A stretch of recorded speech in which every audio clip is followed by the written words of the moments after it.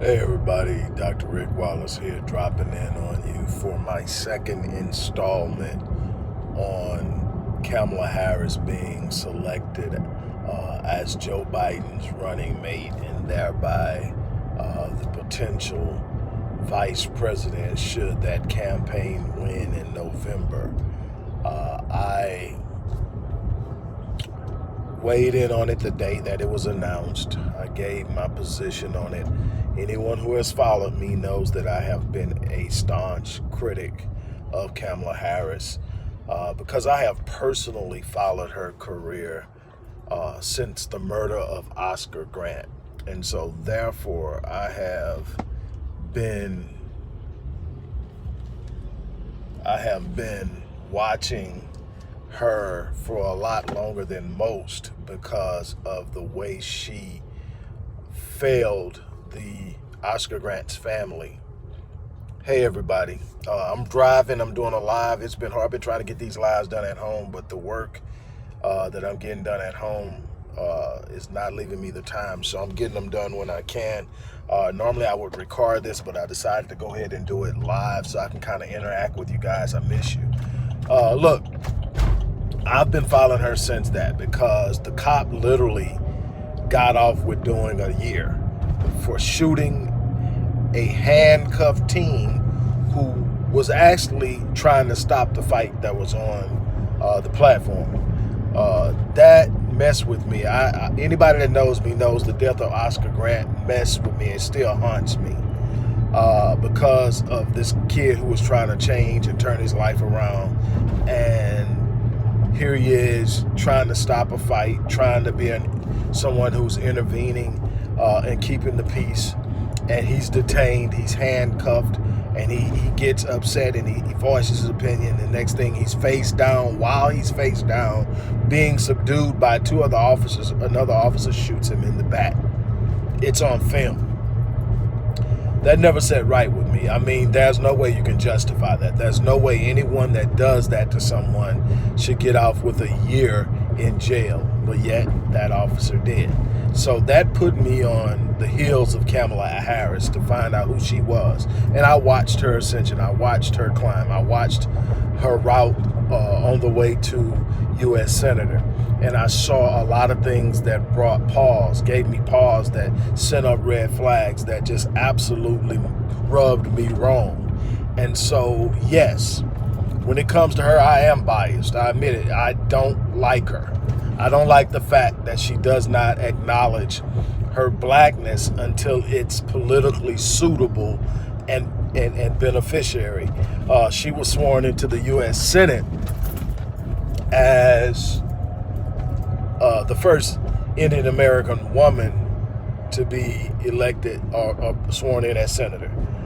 No mention of her blackness. Rarely is it mentioned. Matter of fact, rarely does she mention the word black as it refers to race. And so there's this. So, of course, my critique of her initially was going to be harsh, but a lot of people I've gotten a lot of heat from it. And I'm used to that. Those of you know me know I'm not here for popularity. I'm not here to be liked. I'm not here to have my ego stroked. I put in work to be who I am. And I take pride in being who I am and being the best at what I do. And I don't need anybody to validate that for me. So I'm not here for that. I'm here because I believe I have something to offer those who are willing to listen. And those who listen don't have to agree to get something. That's the beautiful thing about how I operate. I'm not here for everybody to come in and say, dude, you're the dude, Doc. I can't believe, Doc, you're this, you're that. And I love the challenge. Challenge me, but challenge me from a place of reason. Challenge me because you did your research and you found where I made an error. Challenge me because you've done your research and you've developed your own philosophy and it doesn't quite align with mine. That can happen and that can be fine and it can still produce. What can happen is you to get emotional and get mad and start shouting insults. One of the quickest ways to recognize the dummy in the conversation is that when the conversation goes above their head, they start slinging insults. And I've gotten a lot of those over the last couple of days, and I'm good with it. I handle people the way they handle me. So if you think because I got those credentials behind my name, if you think because I have a decent command of Euro English that I won't get dead with your ass, you sadly mistaken. And get with you in a way that I'll have you wanting to kill yourself. But that's on another thing. Look, what I decided to do, for the sake of fairness, because everybody's calling me misogynistic, divisive, a bunch of other stuff, along with the insults and names they call me. But they're saying I'm being divisive, that I'm doing this. My whole thing is this. First and foremost, anyone that does not open themselves to critique is a poor leader. Anyone who does not open themselves to being called on their BS is a poor leader. Anyone who only wants to be praised and never called out is a poor leader. They are deceptive and they are egotistical, and they will always put themselves before everybody else. That should always be understood. Number one is, the vast majority of the people that are so upset that people are pointing out some flaws about Kamala Harris are the same ones that rip Agent Orange's ass to pieces daily. They attack him on every freaking thing he does or says. But all of a sudden, they want their candidate to be off limits. My thing is, I don't have a friend or a candidate in this race. I don't believe in any of them. I think they're all full of crap. But if we're going to do this thing fairly and honestly, if Donald Trump is open for critique, so is Joe Biden and Kamala Harris. And that's the way it has to be if you're truly going to be seriously participating in this two-party system and actually voting. It's not about the historical idea of Democrat or Republican. It's about who is going to do something for you. And we have lost ourselves in that. We literally don't understand the science of politics. Political science is a sore topic for us. Anytime you want to start really talking about the true nuances of progressive politics, people get upset and frustrated. They have a way they feel about it, and they just want to act on their feelings. So politicians have learned that black people are extremely emotional. They are easily triggered. Trigger the right thing and you get the results you want. Trigger the wrong thing, you got problems. So what happens is when election time comes, they start looking for the positive triggers. They say the right words. They talk about the right things. But if you go back and examine their voting records, their track records, and you look at the historical progression of blacks since 1963, when the Civil Rights Bill was passed, you find we haven't made any progress whatsoever. So what does that mean? Like the Honorable Minister Farrakhan says, they've glossed us over and rubbed us while kicking us in our butt. They talk sweet to us, but they steadily screwing us. So here's my thing. I went out and literally put together an ebook that I should finish today. Started it at the end of the day yesterday. I'll finish it, and probably once I pick up my daughter, I'll probably finish it in a couple of hours, and I'm going to make it available for download for anybody who wants to get it. It's just going to be an ebook. But I did it, and what I did is I brought articles and things from different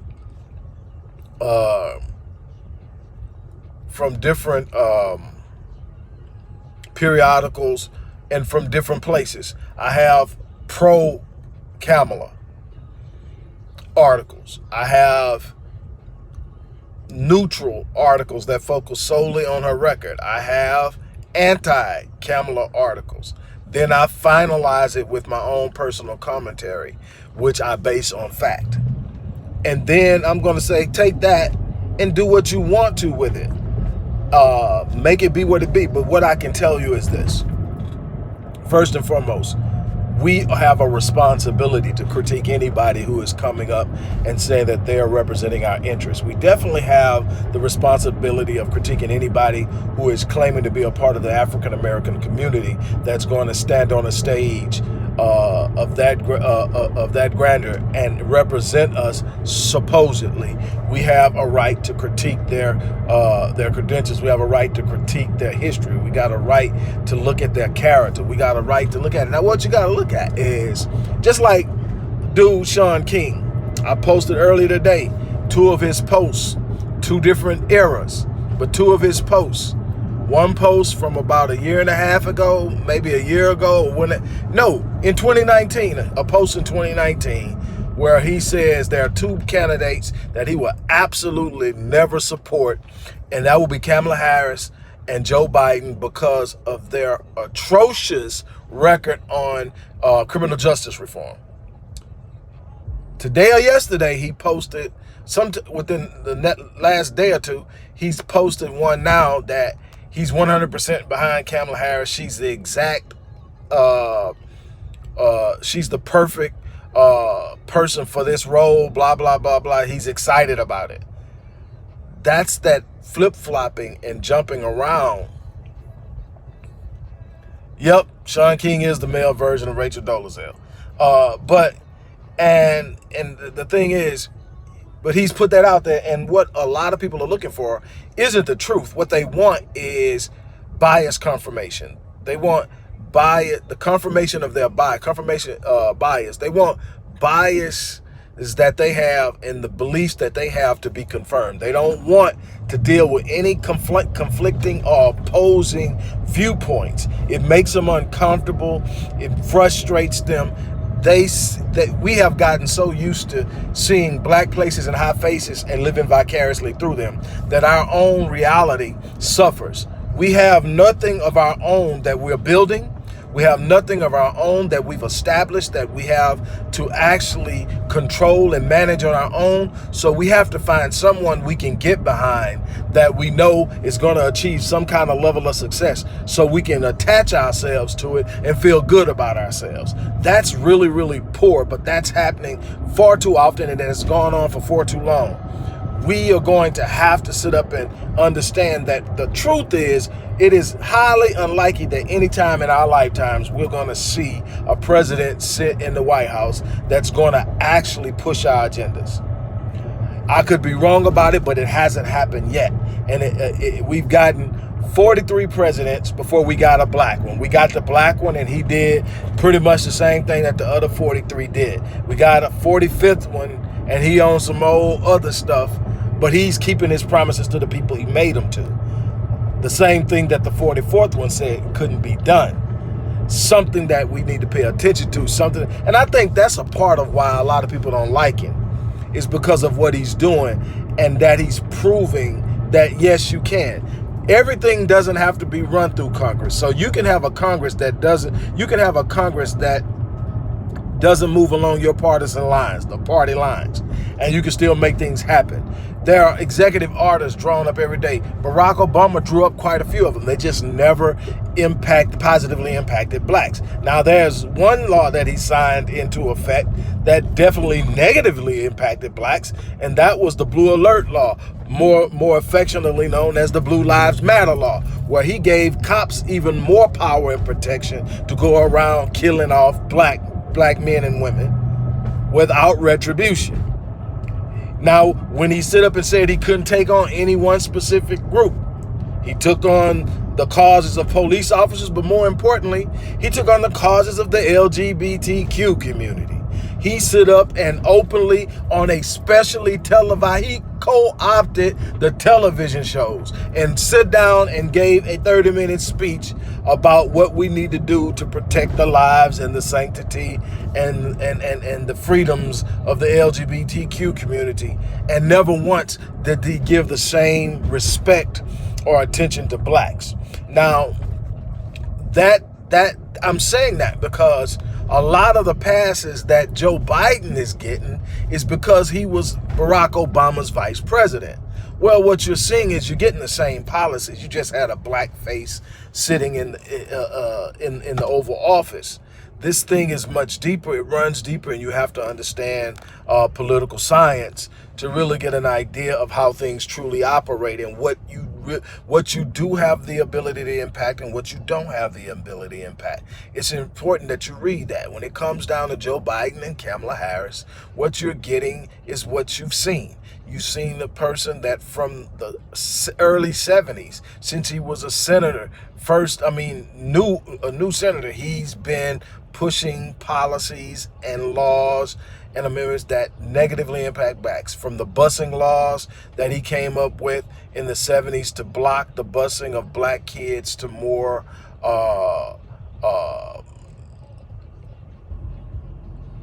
to better schools. Let's put it that way. It's there. From the crime law bills that he pushed through before he got to the 94 crime bill. The language that he used, the fact that he fought integration tooth and nail because he said integrating black children into his world or his children's world would create a racial jungle for his children, and he didn't want his children living in a racial jungle. That's the words coming out of his mouth. And his actions have followed suit on that. There has been no action by Joe Biden that shows that he's had a change of heart and that he sees things differently. Now, even when he talks about what's going to happen if he becomes president, it's not about criminal justice reform. It's not about reparations. He said his priority and his pet project would be the LGBTQ community. This is out of his mouth. We must learn to read. We must learn to pay attention. And we must take what we read and see seriously. So when I look at it, like I said, I'm going to come back and put the link to this book in this video. So you can come back to this video and roughly around 3 o'clock Central Standard Time, and you will find a link in the description box where you can go to my site and download this book absolutely free. And you can have access to information that will inspire you, if nothing else, to dig deeper. But quite a few pages of data that there has enough facts in it that you can fact check it and you can do your research. And my thing is, we've got to stop emotionally dismissing facts. Like, because I don't like the way the facts make me feel, I'm going to disregard them. We've got to stop making excuses for the facts. We've got to sit up. And I, as a part of this book, I also put a commentary in because people say I'm biased and that I'm never going to give Kamala a fair shake. I actually put in, as the lead-in commentary after my introduction, the commentary from a black woman who has been fighting for black women's rights for quite some time and will likely ultimately vote for Biden and Harris, but definitely sits up and says she has to be called on her BS, Kamala Harris, that she has to be called on it, she has to be held accountable, and she has to produce something that shows that she's taken a different route. I don't see it, but this is a person that is not 100% against her, but is not willing to ignore what she did. And that's what I'm saying. You can't sit up because I don't care what anybody says. The idea that I should vote for you because you're not Donald Trump is the most asinine, lazy ass thing I've heard. They tried that crap with Hillary Clinton and it turned around and bit them in the ass. Biden doesn't have the base that Hillary had. He won't even win the popular election. Hillary won the popular election, I think, by 1 million votes. I don't think that Biden would get that. I don't think, and here's the thing, while they're running around talking about who they are and who they aren't, dude is slipping in and filling in where they're failing. They failed to work out something with the Republicans to extend the unemployment benefits that many people are literally surviving on. They took a vacation, and didn't get it done. Now get this. They took a vacation on salaries that our tax money pays, while not giving us money we need from our tax money to survive. And Donald Trump followed up and said, okay, since they couldn't get it done, I'm going to issue an executive order. I'm going to go in the middle. Democrats wanted $600. Republicans wanted $200. I'm giving $400. Signed it and put it on the states to follow it through. I know in Texas that they're sending out notices now to everybody who's already on unemployment, that they're looking at it and they're currently looking at how they're going to implement it. So I don't know how long it will take, but somebody took action. And even if it was just a ploy, he's actually taking action that has benefit behind it. It's not just lip service. And I'm not an advocate of the dude. I'm just stating facts the same way I'll state facts when a Democrat does something or a Republican does something. My thing is, I'm looking at who's doing what for me, not what somebody told me because of what something happened 50, 60 years ago. I need to know who's working for me now. And the truth of the matter is, my studies and my research show me that racists exist both in the Democratic Party and the Republican Party.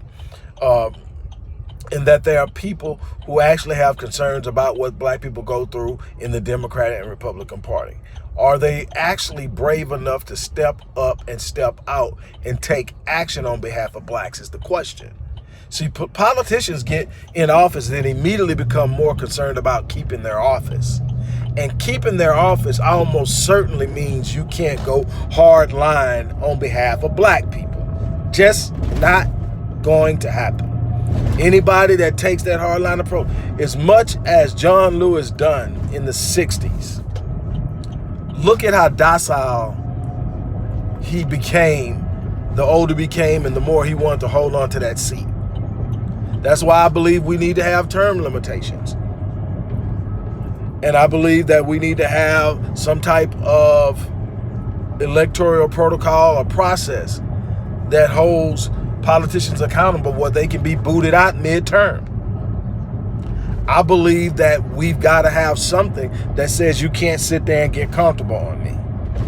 And John Lewis and Cummings both had these unbelievable histories in the 60s, and they lived off those legacies for decades. And who would dare question them? Who would dare hold them accountable? Me? Shit. You sitting up there and you taking a position and you acting like you speaking on my behalf, I got a right to check your ass. Bottom line, you want to ride your legacy of a civil rights revolutionary? Go sit down somewhere and write a book and do a tour. But if you're sitting up in a place where you're voting, where it impacts my people, I'm gonna hold your ass to the flame. I want to see what you're doing. You are unbelievably courageous. So was Kamala Harris in some of those interviews that they were doing. I mean, you know, you expect it from Kamala Harris being a prosecutor that she knows how to interview a witness. So, but you interview a witness and you talking strong. What policies follow those hearings? That's what I try to get people to understand. Tell me what policies followed those hearings. No, that's the thing. You could sit up there and go at a person and act all hard and call them out and all that stuff like that. But at the end of the day, if something doesn't take place that rectifies the wrong, then it's for nothing. It's for show. I've been tired of show. I don't want to see no more shows. I want to see action. So my thing is, check out the book. But my thing is, Kamala Harris and all of your supporters. Here's the thing. Ain't nothing wrong with if you want to support somebody, but you're gonna have it's got to be more than I'm not Trump that you voting for him. It's got to be more than I'm black. It's got to be more than I'm a woman that's got you voting for this person. Tell me what that person has done for people like you, so that you can look at it and say, okay, I know this is coming. I know that is coming. Tell me something that is going to show me that you have a reason to expect something other than that good feeling you get because a black person's on stage. We got a lot of that with Obama, but that's about all we got. We ought to be tired of that good feeling because nothing follows it but hard times. So on that note, I'm going to get off of here, wait on my baby to come out. get back to the house and finish up this book, and then I'm gonna get it to you. Go through it. We can talk about that later too, man. Also, don't forget, go when I do this, go to that description box and give to the Odyssey Project. I don't know if the description box is up because I went straight live. Sometimes it automatically propagates and sometimes it doesn't. If not, I'm gonna get that on there. But whatever you do, definitely we need your support. You know where the link's at. You can find them in all the other videos on the page. Go find the link and show some love. Show some love. We doing work out here. We need your help. The box is not up. Hey, Regina. I'm gonna do what I can to get at least to get it up when I get off. As soon as I get off, I'm gonna try to get it up. So you guys hang around and we're gonna make it happen. But on that note, I'm gonna get ready to get out of here. My baby should be coming out pretty soon. You guys have a great day.